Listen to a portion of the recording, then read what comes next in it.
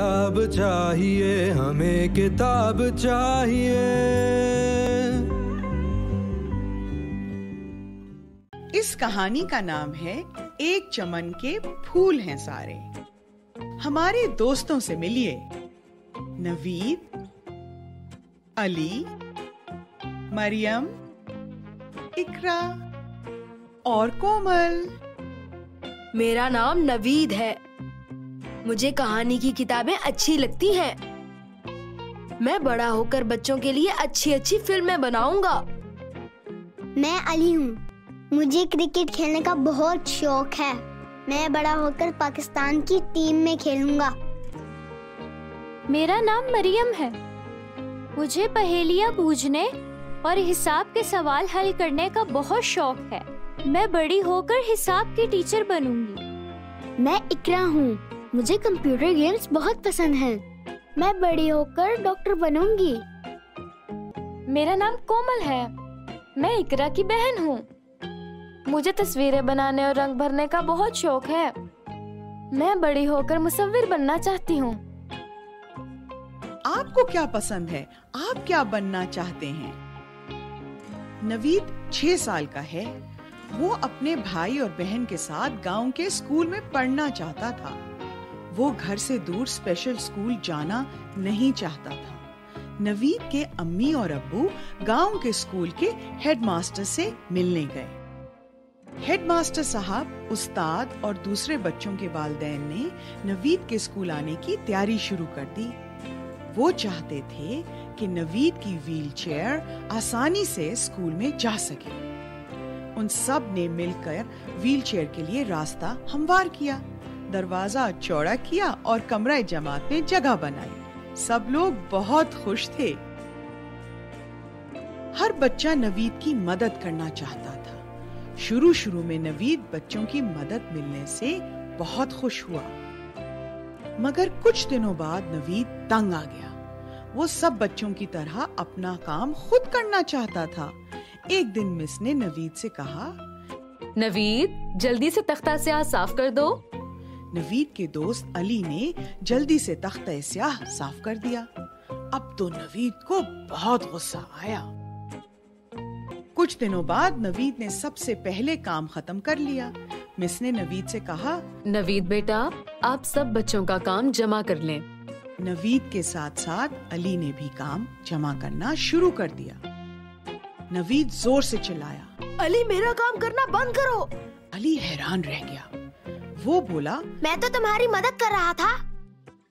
मुझे तुम्हारी मदद नहीं चाहिए।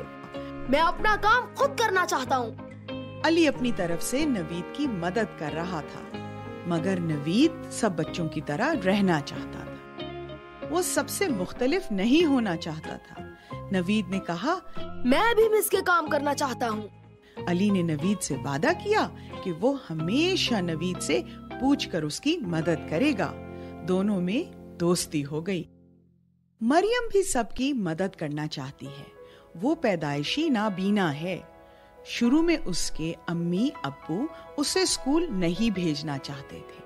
वो सोचते थे कि कहीं उसे चोट ना लग जाए, और लड़कियों को पढ़ने की भी क्या जरूरत है।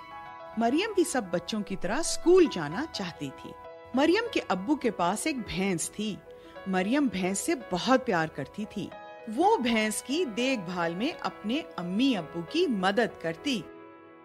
मरियम की अम्मी भैंस का दूध मोहल्ले वालों को बेचती थी।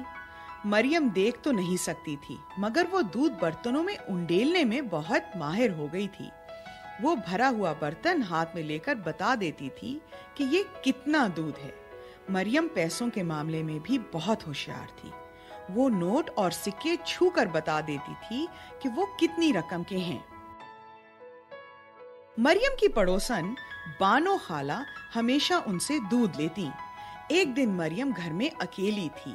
मरियम, मैं हूँ। इस महीने के दूध के पैसे लाई हूँ। मरियम को अकेला देखकर बानो खाला के दिल में बेईमानी आ गई। लो जी, ये 1, 2, 3, 4 और 500 रुपए। वो जोर से बोली।